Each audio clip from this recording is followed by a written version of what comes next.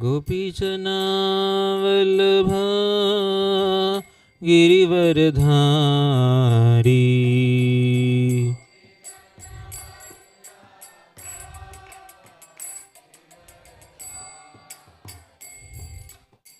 गोपीजना वल्लभ गिरिवरधारी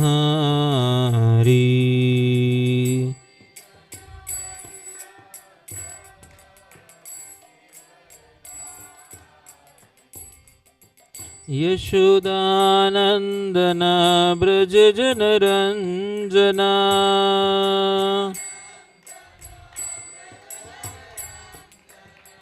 यशोदानन्दना ब्रज जनरञ्जना यमुनातीरावनचारी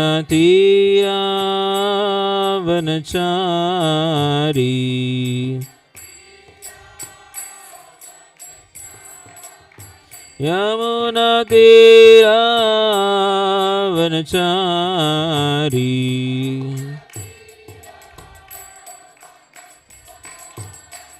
जय राधा माधव कुंज बिहारी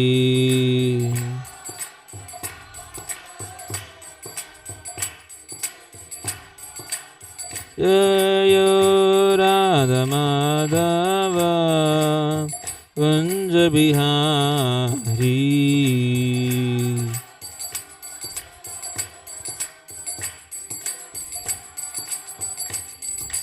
गोपीजन वल्लभ गिरिवरधारी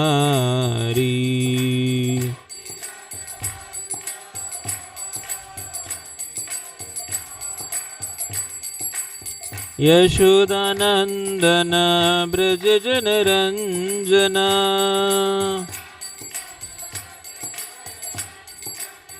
यशोदानन्दन ब्रज जनरञ्जना यमुनातीरावनचारी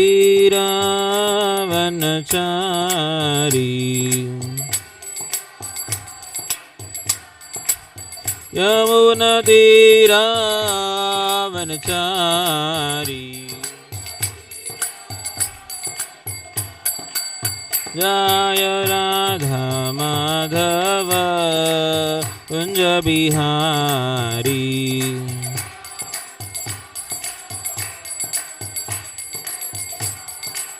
जय Radha Madhav Kunj Bihari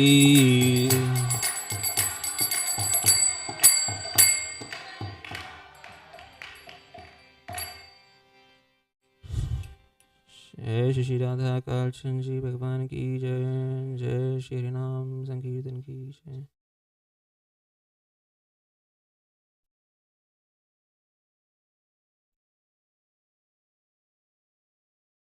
This is Madhya Leela 8th chapter text number 260.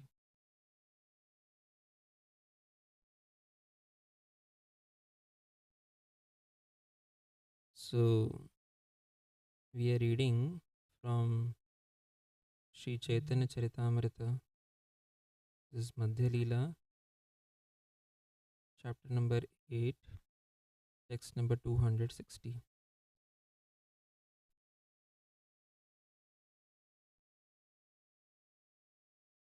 So if you want to Google it, then just put CC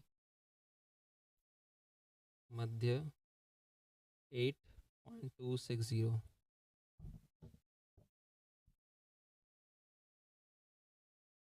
If you don't have it, just try to listen. It is very simple, and try to recite. ए मत दुई जना कृष्ण कथर से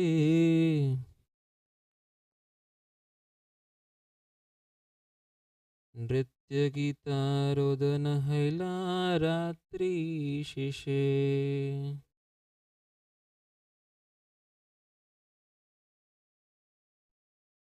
ए मत दुई जना कृष्ण कथर से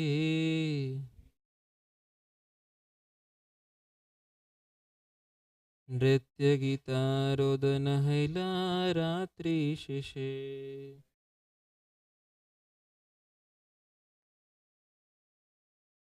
ए मत दुई जना कृष्ण कथा रसे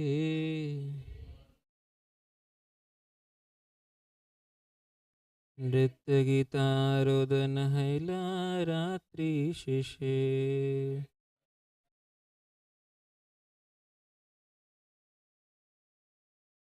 So we will read the word to word meaning also. So a mata, in this way, Dvijana, both of them, Lord Chaitanya and Ramanand Rai, Krishna Katha Rase, in the mellows of discussing topics about Krishna, Nritya Gita, in dancing and chanting, Rodane, in crying, Haila, there was, Ratri Sheshe, the end of the night. Translation. In this way, Chaitanya Mahaprabhu and Ramananda Rai passed the whole night relishing the mellows of Krishna Katha, topics about Krishna, while they were chanting, dancing, and crying. The night ended. Really, two more verses. You need not recite, I'll just recite. दोहे निज निज कार्य चलिला विहने संध्या काले राय आसी मिलीला are दिने. Translation. The next morning they both departed to perform their respective duties, but in the evening Ramananda Rai returned to meet the Lord again. Text 262. Ishtha Goshti Krishna Katha Kahika Takshana Prabhupada Dhari Raya Kare Nivedana. Translation. That evening, after discussing the topics of Krishna for some time, Ramananda Rai caught hold of the lotus feet of the Lord and spoke as follows. So, what he spoke, we will read that next time. We will recite prayers and then do some discussion. Please try to recite prayers. Om Jnanatimirandasya Jnananjanashalakaya Chakshan Militam Yena Tasmai Shri Guruve Namaha Shri Chaitanya Manobhishtam Sthapitam Yena Bhutale Swayam Rupaha Kada Mahyam Dadati Swapatantikam Vandeham Shri Guru Shri Dutta Padakamalam Shri Gurun Vaishnavamscha Shri Rupam Sagrajatam Sahagana Raghunatham Vitam Tam Sajivam Sadhavaitam Savadhutam Parijana Sahitam Krishna Chaitanya Devam Shri Radha Krishna Padan Sahagana Lalita Shri Vishakhanvitamscha Nama Om Vishnupadaya Krishna Prishtaya Bhutale Srimate Bhakti Vedanta Swami Niti Namine Namaste Saraswati Deve Gauravani Vacharine Nirvishesha Shunyavadi Pashat Desha Tarine Namo Mahavadanyaya Krishna Prema Pradayate Krishnaya Krishna Chaitanya Namine Gauratvishe Namaha He Krishna Karuna Sindhu Dinabandhu Jagatpate Gopesha Gopika Kanta Radha Kanta Namostate Tapta Kanchana Gaurangi Radhe Vrindavaneshwari Rishabhanu Sute Devi Pranamami Hari Priye Panchakalpatarubhyascha kripa sindhubhyeva cha patitanam pavanebhyo vaishnavebhyo namo namaha Jaya Sri Krishna Chaitanya Prabhu Nityananda Shri Advaita Gadadhara Shivasadi Shri Gaura Bhakta Vrinda Hare Krishna Krishna Krishna Hare Hare Hare Rama Rama Rama Hare Hare. Ukam karoti vacanam pangam lingayate garam. Yatkrapadamaham vande Shri Guru Dinatarinam. Paramananda Madhavam Shri Chaitanamishwaram.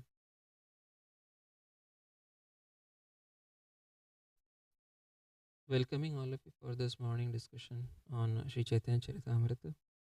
So this is a very vivid description going on, wherein Lord Chaitanya is meeting his close associate Ramananda Rai. Srimad Bhagavatam's most deepest discussion is there in the 10th canto, especially in the Panch Adhyaya. But more deeper than that is this chapter from Sri Chaitanya Charitamrita Material 8 chapter. And somehow we are discussing it now. But we'll try to understand something more simpler, and we will see that here when the Lord and his devotee are meeting, they are doing something which is very common that we also do. But sometimes we may do things, but we may not know what is the reason we are doing things.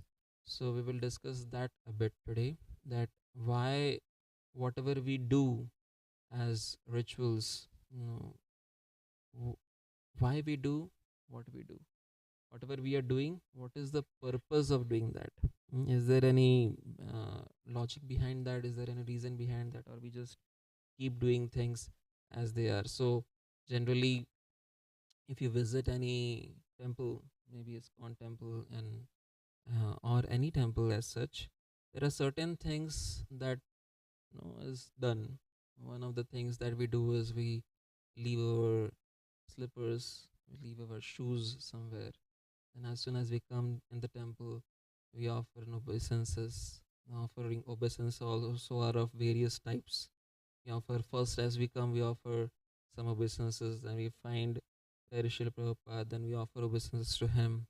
Then we wait for the Lord to give his darshan, and as soon as the darshan of the Lord opens, we offer obeisances. Now that also is obeisances, keeping the Lord. The Lord is on this side, but we offer obeisances that side. So why is this done? So this having any logic, any reason? And if it is, what is that? Then even further that, there are bells in the temple, and we ring bell. There is then in the temple we don't talk anything other than what is supposed to be talked about, glories of Krishna. Is they are discussing Krishna Katha, topics of Krishna. In the temple, we also dance. Why do we dance? When we dance, we raise our hand. Why do we do that? Um, if you go to any traditional temple, also back in the place where there are lots of temples, Bharat, there also you will find there is people offer varieties of things. For example, they offer incense. We also offer incense here. And then we saw the whole Mangalarti. There was Arghya, Dhupa, Deepa, Kandha, all that is offered. But that means we offer incense sticks, we offer a lamp, we offer flowers, we offer some water. So seems these are just rituals. And why should we just do some things which is just rituals? Is there any reason behind it? So we'll discuss something on that. So when there are two things, as yesterday also we heard, many of us were there for the lecture of His Holiness Bhaktivinoda Maharaj. Maharaj was telling about ritual and spiritual. So ritual means, he defined it well. What is that? Ritual means that which is just being done without understanding the purpose for which we are doing it.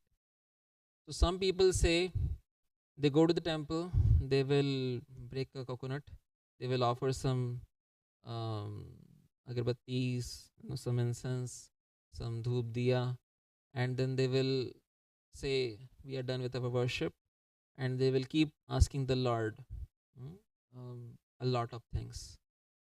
So they do their rituals, And if you ask them, why are you doing this?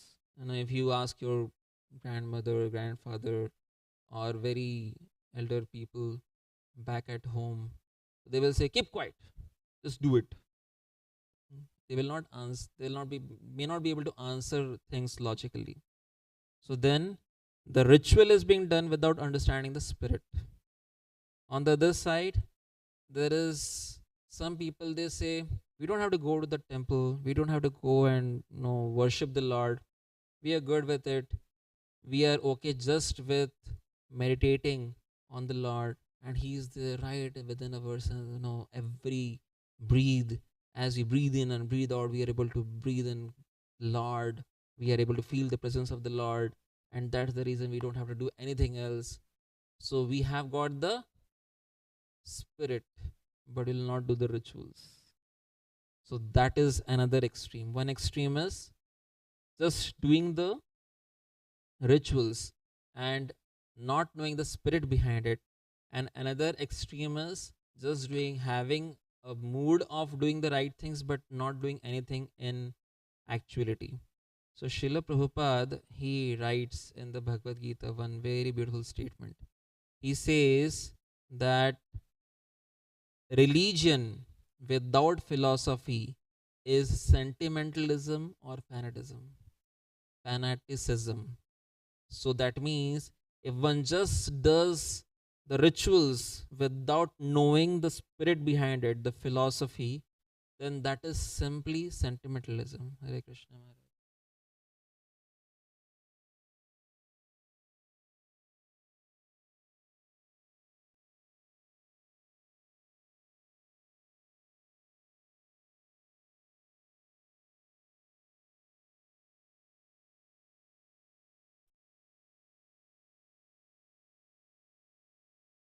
Whereas Srila Prabhupada also says that philosophy without religion is mental speculation.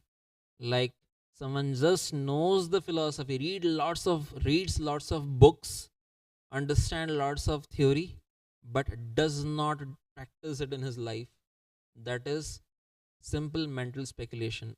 Prabhupada used to say armchair speculation. That means you're sitting on the armchair, you keep moving. What is that? Rocking chair?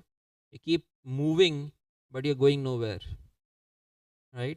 So that's like philosophy. You know lots of philosophy, you know lots of fundas, but you don't know what is the application of it. As Prabhuji was telling yesterday, implementation of what we are getting inspired from. Right? So, I repeat, religion without philosophy is sentimentalism or fanaticism, whereas philosophy without religion is mental speculation.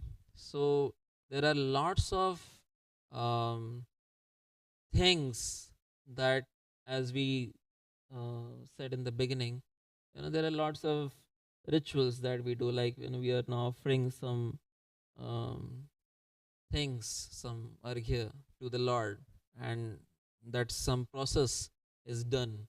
But is that not having any scriptural basis, any philosophical understanding? It is having. We may not know, does not means it does not exist, right?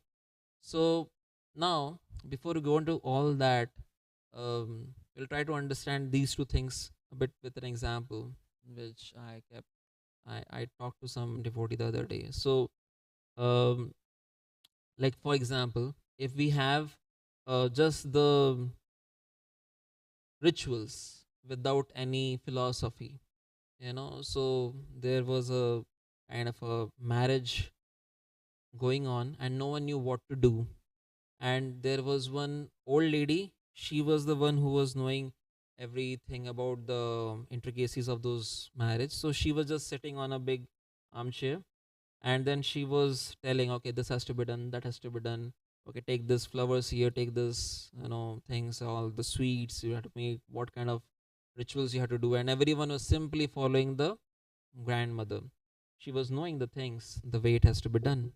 But there were lots of sweets, when back in India they have big laddus, moti chur laddus, which they cook on the marriage. It's having three different colors: yellow, green, red, and it really is attractive. It may not be very, uh, it is tasty as well, but it is extremely attractive looking.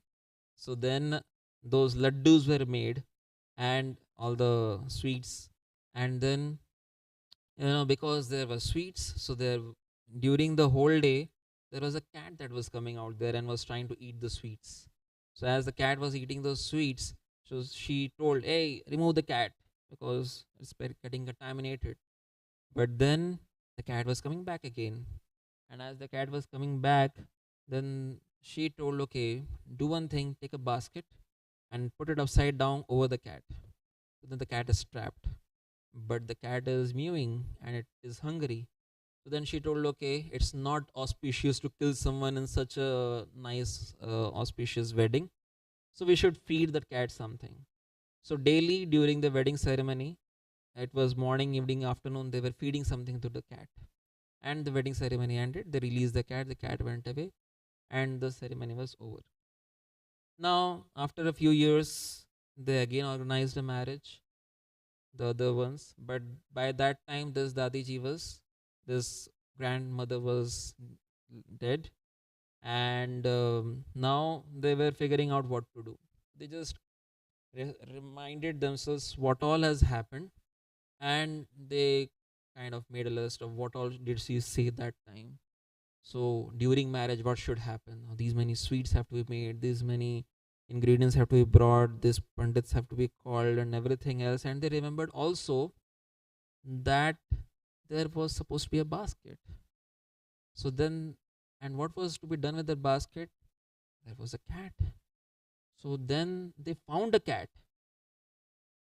They kept the cat, and they put the cat under the basket, and they kept feeding the cat daily as a part of this marriage ceremony. So this is known as blind following. Just because everyone does it, I will do it. Just because it was done that time, it was done there, I'll do it. What is the philosophy behind it? Don't ask me. So this is not sustainable model. When we are talking about um, sentimentalism, this is where it takes to. So let us see the flip side of it. So there is a couple, and the wife says the husband that I am you are very dear to me, and I really love you. I'm appreciating you. I'm appreciating your presence in my life. And then that's fine. So next day morning, when the husband wakes up early in the morning, takes a shower, wears his suit and tie, and then is ready to go to the office. But the wife, if she is very well sleeping on the couch, on the bed, and says goodbye, that may not be an expression of affection and love, right? So although she may say, I care for you, love you, but that has to be also exhibited in terms of some activity. So back, you find mother, they may not keep telling that I love you, beta, I love you. But then as soon as the son is going somewhere, if you have a 5 a.m. flight, you're going at 3 a.m., she will be there to cook something. If he goes there, where will he get the prasadam? So then she will do that. That need not be told, but that is done.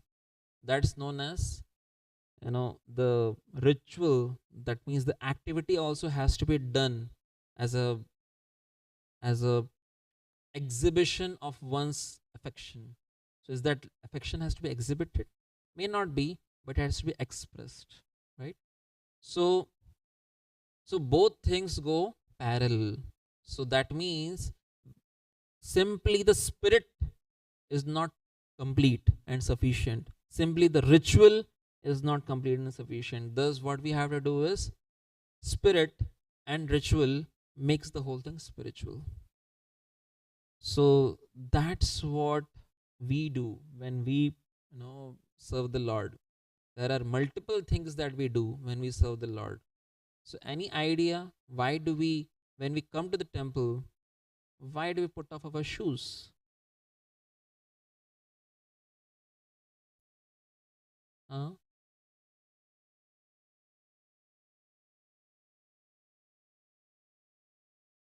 So how is shoes not, you know, is polluting the sanctity?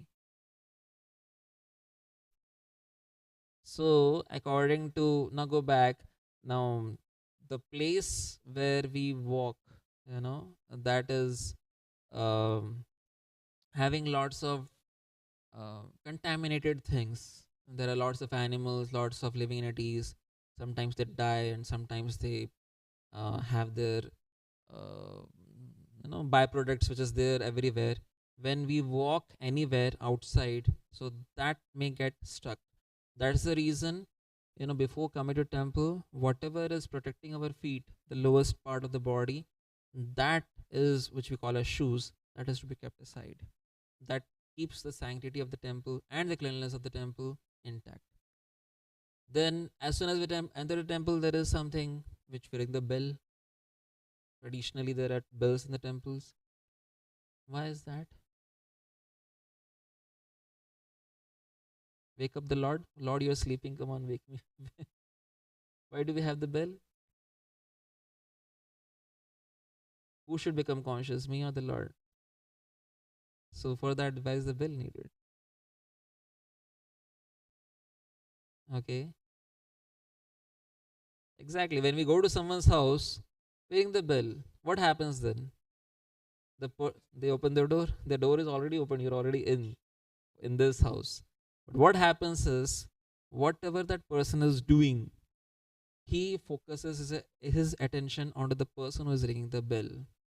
So way back in Lord Ram's times, also there was a big bell, which anyone who wanted justice from Lord Ram, he would ring that bell, right? So like that, we are ringing the bell, and we request the Lord, लीजो खबर हमारी Radhe Shyam Shyam Shyam Thane. We are standing at your dwar, we are standing at your place, and please, kindly glance over me. That's the reason we ring the bell. If there is no bell, you're not able to see the bell, then we knock the door before entering, and we seek for the uh, attention of the Lord. Lord is always attentive, but we want him to. Lakshmis in Vaikuntha are cleansing the pillars which are made up of emeralds and sapphire with with a expectation that maybe the Lord of Vaikuntha, Lord Vishnu, he will glance at us, merciful glance. So we should also look forward in a way that the Lord can glance over us. So that's the reason we kind of, before entering, we knock the door or we ring the bell.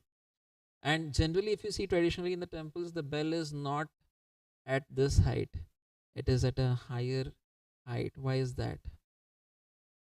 Is there any logic? Is there any reason?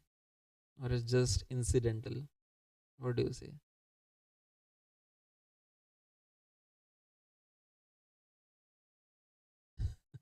You thought about it? It's not, you'll never find, even the kids, they will have a hard time jumping, and then father has to pull him up, and then, I did it. So, why is that? It is an expression of our submission and surrender. Because when you raise of hands, that means what?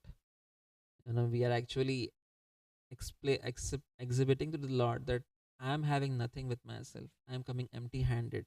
And here, that's the reason it's there at the top, right?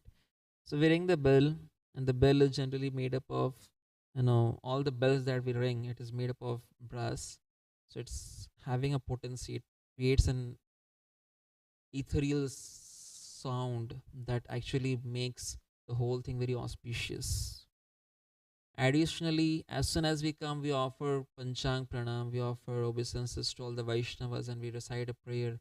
Vancha kalpatarubhyascha kripa sindhubhya evacha Patitanam pavanebhyo vaishnavebhyo namo namaha. You may not remember the verses right now, but the understanding is the devotees are desire fulfilling tree and ocean of mercy. They are full of compassion. So that's why I offer my obeisances. Right? We kind of bow down at the lotus feet of all the devotees as soon as we enter the temple. And we then find the most important Vaishnava who is there in the temple. That's Srila Prabhupada. So Srila Prabhupada being the founder Acharya, you will find in all the temples, even in all the centers, this picture. Right there, either opposite or on one of the sides of the Lord. And when we offer obeisances to any person and deity of the Lord or the Acharya, so that personality on the left hand side, because our heart is towards the left hand side. So we are offering our heart, not just an external exhibition of offering obeisances. So we actually bow down, and for males we kind of do a dandavat, dandavat. So here also, as soon as Ramananda Rai saw Lord Chaitanya, he's offering obeisances, and that's not like he's thinking like you cut a tree, so the tree does not think, should I fall this way, should I fall halfway, should I fall or not. It's just dhadam falling. That is known as dandavat. Vat means just like, and danda just like a stick. So stick falls straight, so like that we offer obeisances straight. So that means we are actually um, surrendering our everything. Manasa dehogiha jo kichu more arpiro tvapade nandakishore. Whatever I am having, my mind, my body, my whatever I think is mine as proprietor, everything, jo kichu more, whatever I feel is mine, arpilo, I am offering it to you, tvapade, at your lotus feet, Nandakishore, that is Krishna. That's the mood with which we offer obeisances. And then when we offer obeisances, we don't just lie down out there. We chant prayers. We kind of meditate on the Lord, and we offer obeisances as if touching his feet, just like Ramananda Rai touched the feet of Lord Chaitanya.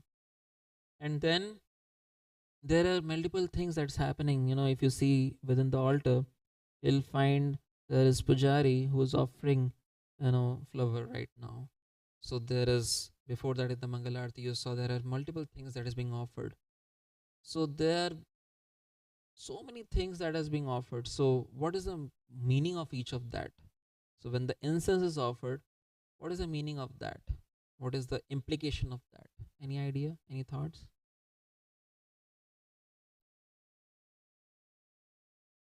Why do we offer arati? We have been offering since childhood. Any thoughts? Why do we do that?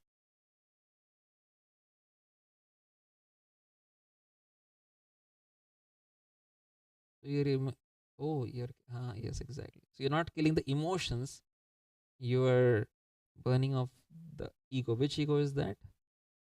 The false ego, right? Perfect answer. Any other thoughts? So if you see incense is the earth element.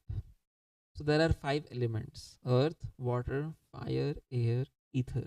All of that is being offered to the Lord within that 20 minutes, 25 minutes that is being done. So first of all, the conch shell is blown. Why is the conch shell blown? Conch shell purifies the ether. Now we have, conch shell is actually a bone, right?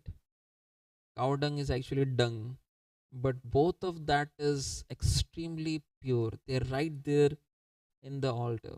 The conch shell is there, and whenever you want to purify anything which is contaminated, you put cow dung, right? So this is Shastra. This is what any other bone we cannot take it inside. It's contaminating. Any other dung we cannot use. Only cow dung. So even when sometimes Abhishek is done of the Lord, says Panchagavya, all of that is offered to the Lord. Go mutra, the go arka, that's all offered. Cow dung also is offered.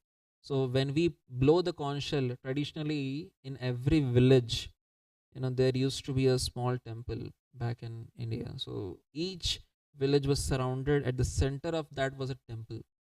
And when the arti or the offering of the Lord would happen, then they would blow the conch shell. So everyone, whatever they would do, they just leave their things and would come to simply participate. Oh, it's the Lord's being honored, so we have to be there present. Just like all of us came early in the morning, leaving our sleep aside. That's how we should be understanding what that's the meaning of the conch shell. So come on, everyone, come in, something important is happening. Just like when the king would come, dang, dang, dang, dang, they would play, something important is happening. So, like that, here, the super king is here. And when they would blow the conch shell, so everyone has to come and participate. Then we have, as soon as conch shell is blown, after that, there is incense being offered. So, that is the earth element. Earth element produces very beautiful fragrance, and that is burnt, and along with that the bell is rung. Bell is rung means it's an ongoing arati going on. So you be focus your all consciousness towards the deity. Shut down your screens, shut down your other thoughts, and just filter everything. And just, you see, the lightings also are put in a way that nothing else is primary of importance. It's only the Guru and Krishna, right? And then we have um, diya, that means dhupa, and then deepa. Deepa means the ghee lamps. So this ghee lamps that's offered, that is the fire element. So the fire element, when it's burnt, so traditionally also, in the if you go now also to the traditional temples back in South India, then they will offer the ghee lamps, and with that only you can see the face of the Lord. There is no artificial lightings there. So the Lord's beautiful darshan we can have by offering the ghee lamp also. Additionally, when we offer the ghee lamp and it comes back, so then we should honor it, we should take it. What is the mood that this lamp has been offered to the Lord, and this will be now available to me, so let me take the warmth of it and put it on my head, put it on my eyes, and just let the whole consciousness be bathed with that, and let the true ego come out. True ego means I am Nitya Krishna Dasa, I am the eternal servant of Krishna, and I am not any of this upadhis, varieties of labels that I have put against myself. None of that is me. So that is the prayer when we actually take the warmth of the ghee lamp. And then there is arghya, that means the water is offered. So water is offered to the Lord, that's the water element that is offered. So it's not normal water, it is Ganga water. Water with is mixed with some drops of Ganga, so that becomes Ganga. And then additionally there is some incense, that means rose water is put there generally.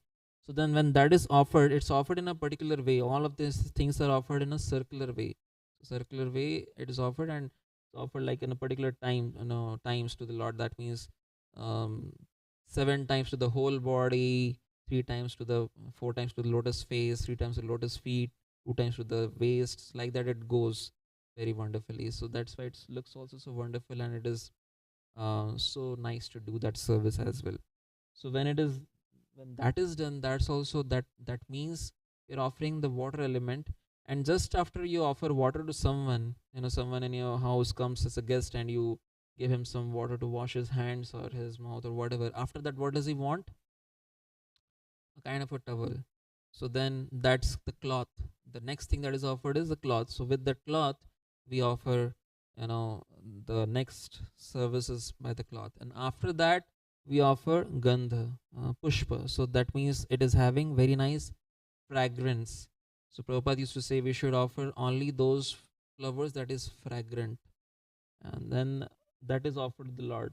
Of course, the Lord is already having lots of garlands, but additionally we offer 6 times in the day. This things, this kind of offerings are made, pushpa, and that is again. So whatever is offered to the Lord is available to the devotees who have assembled, right? And as the pujari is offering, it's not that he is doing the worship, it's anyone who is there in the temple. Everyone is worshipping, and the pujari is doing that worship on their behalf. That's the mood. So then, when that is all offered, after that, next thing that is offered is the chamara. This chamara, if you see, it is written in English, it seems like camera. But the correct way of pronouncing is chamara. So chamara is made up of a tail of yak. The hairs which is there on the tail of yak, which you will find in the Himalayas, right? So this is a special thing which is offered. Even if you go, to the Guru, what is that, Gurudwaras, there also they offer this chamara to the Granth Sahib. You go to some Makbara, there also they offer chamara to the, to those places. So we offer chamara because when there is chamara being offered, then um, any kind of insect which may get attracted to the flowers of the Lord, they will not remain there if you just offer the chamara. That's the scientific understanding. And additionally, after that, we offer peacock feather. So that's the fan of the Lord. So when we have fans, then we have a fan that is made up of iron. Prabhupada used to say, you're offering, like we organize big Rath Yatras, the cart festival. Then such a big Rath is made up of Lord Jagannath. But then devotees, reporters were asking, why do you have such big carts? So Prabhupada would say that when you may move from one place to another, you may use some iron carts, iron chariots. But when the Lord moves, he has golden chariot. You may not be able to offer him golden chariot, at least offer him wooden chariot. That's traditional.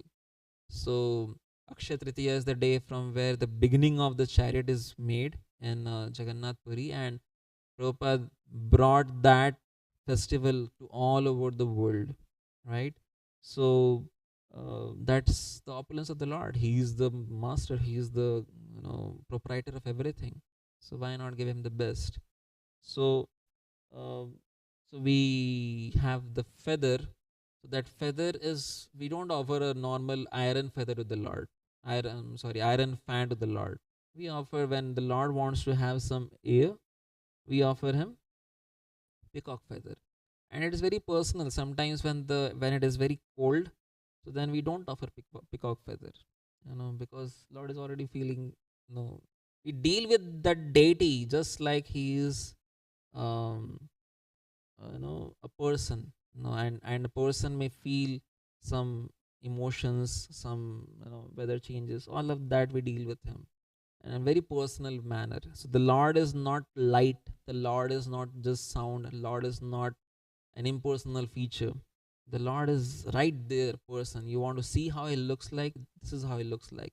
You want to see how is the color of his eyes? That's the color of his eyes. You want to see what's the way, he stands? This is the way he stands. And then if you want to see how he dances, that is the way he dances.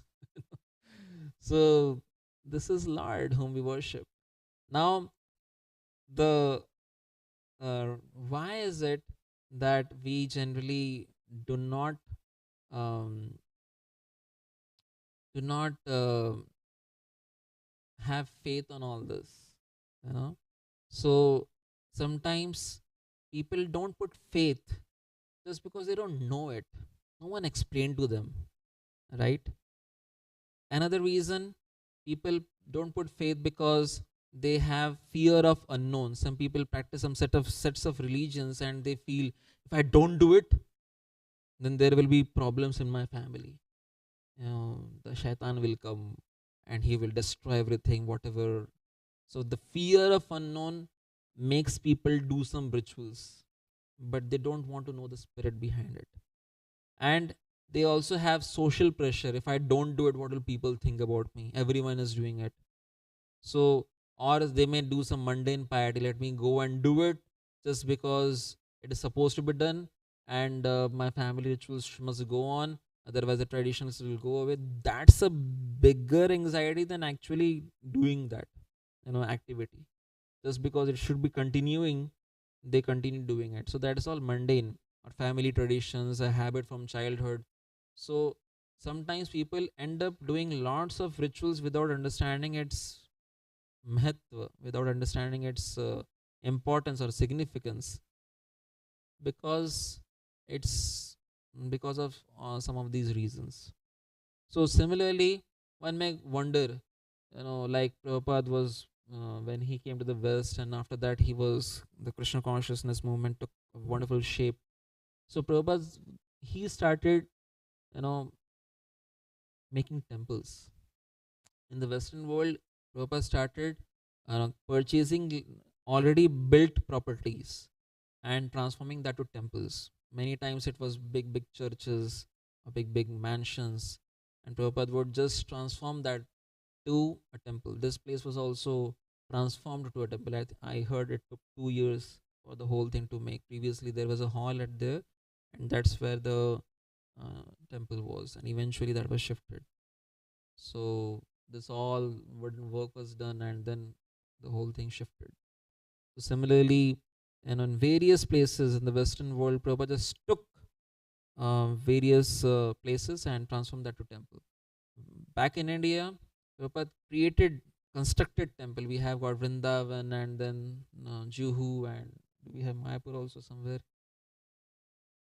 Yeah. So that's Samadhi of Prabhupada. But we have Mayapur temple.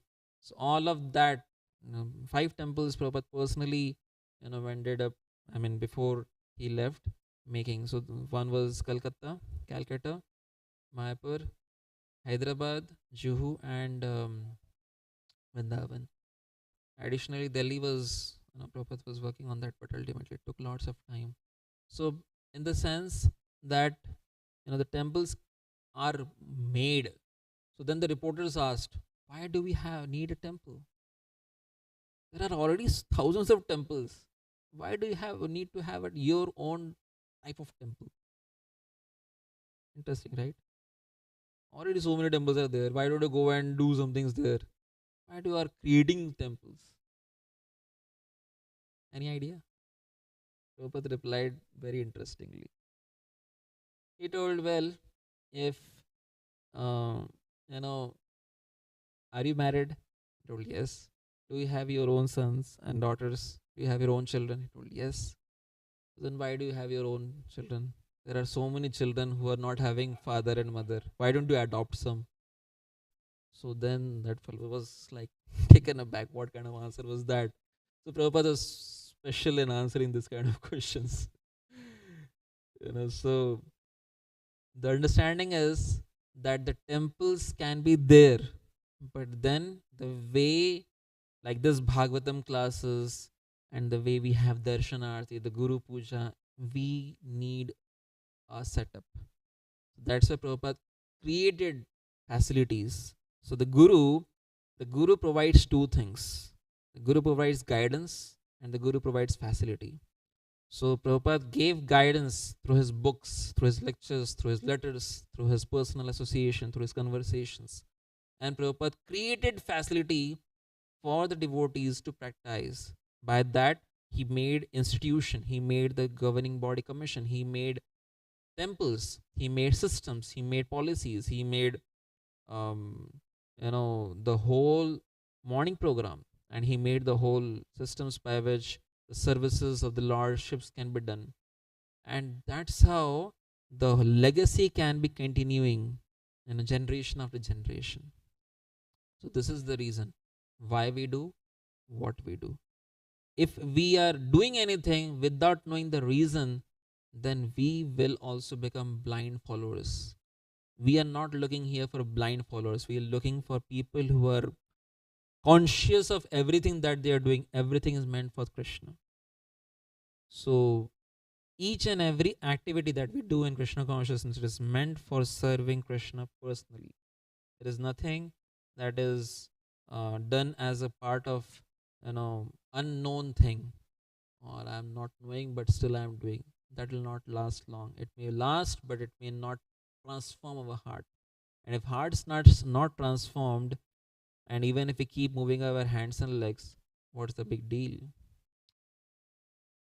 Hare Krishna. Thank you very much. Any questions? Any thoughts?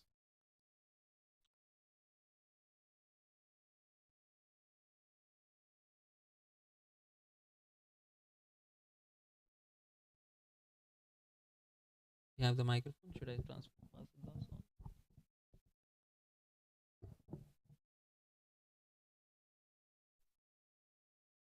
By the time they bring it, you can use this one.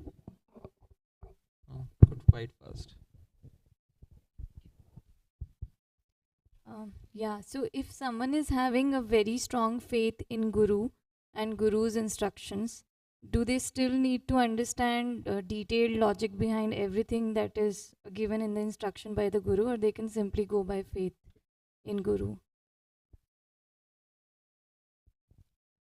So we may have faith on the spiritual master, the Guru, and that faith should also be backed up. Jai Shri Radha Kalchan Ji ki jai. Pantai ki jai. Jagannath Baldev Subhadra Maiya ki jai. Srila Prabhupada ki jai. So we may have faith on the Guru, still what prohibits us to not know the logics? So for example, there are devotees who came from Tirupati Tirumala Devasthanam to serve Tirupati Balaji here in the West. Some devotees, Sri Vaishnavas. And they had the faith without knowing the so many deep insights of all the rituals that they do. They continued doing that. But you know what? The next generation, when they started asking questions, why do you do what do you do, and they did not have the answers, then the legacy cannot pass on. So it may be okay for ourselves that I have deep faith on my Guru and that's why I'll do what is to be done. But then we should also have satisfying, logical, reasonable answers to people, inquisitive minds who ask. Because the innocent people, when they ask, and if you say don't ask, just do it, then we have also become the same people who are and just because this person told, or just because my Guruji told, you should do it, that may not be satisfying to him as it is satisfying to us. So then we have to be careful to understand it also and have deep faith on the spiritual master and the Guru's words also. Make sense? Any other thoughts? The questions, comments, queries? Yes. So, Prabhu, a follow up to that is sometimes what happens is that maybe someone has a question and the answer given may not satisfy them at that point of time. And then sometime later, maybe the same answer satisfies them. What is the difference between these two moments? Yeah, very nice question. So, sometimes what happens is we are asking a question or having some doubts in our spiritual life, which we may ask, but we may not get a satisfying answer. What should you do with that? So, one option is, just because that particular doubt is troubling me, I will take all my spiritual practices and aspirations and put all of that into trash just because that doubt is not resolved. That's not a good response. Or we go and find people who don't know answers to those doubts and ask them, and they also become confused. Oh, true, this doubt is so important. This doubt is more important than my chanting, my practicing, my doing things. So then I have become confused and I confuse 5 people more. Service unto them. On the other side, that's also not a good response. What could be a good response? 2 options. 2 things which we should not do, I told. 2 things which we could do, I'm saying. So first thing that we can do is go and ask a person who knows. Tadvidhi pranipatena pariprashnena sevaya upadekshanti te jnanam jnanena tattvadarshina. Go to a tattvadarshi, person who knows things as it is, and then ask him submissively, inquire, and with a mood of service. Now he may give some explanation. So after that, there are two options. Option number one, you are satisfied with that explanation. Option number two, you are not satisfied. Possible? Even if you are not satisfied, you have got still two options. Option number one, go to someone else. And maybe that clarification could be more scintillating to your heart than the previous one. Both could be Tattvadarshi, but then they can say the same thing in different ways and it can satisfy heart accordingly. Till the time you get your satisfaction, you can ask, keep asking. But then, even if you keep asking, sometimes because we do not have certain realizations in spiritual life at the practice that we are doing, we may not get, synced in with the answer. Then, what should we do? Just because the doubt is troubling me, I should not take all my Jai Shri Radha Kalchanchi ki Jai. Wonderful to keep paying obeisances. So, just because that doubt is troubling me, I should not take all of my practice and put it at bay.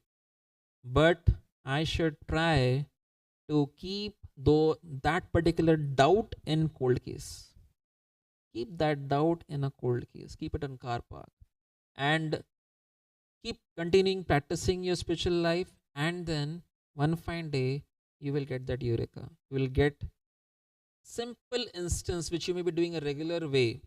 Just hearing a Bhagavatam class or just cleaning the pots or just associating with a devotee and he just utters something which is just answering a question which you had 3 years back.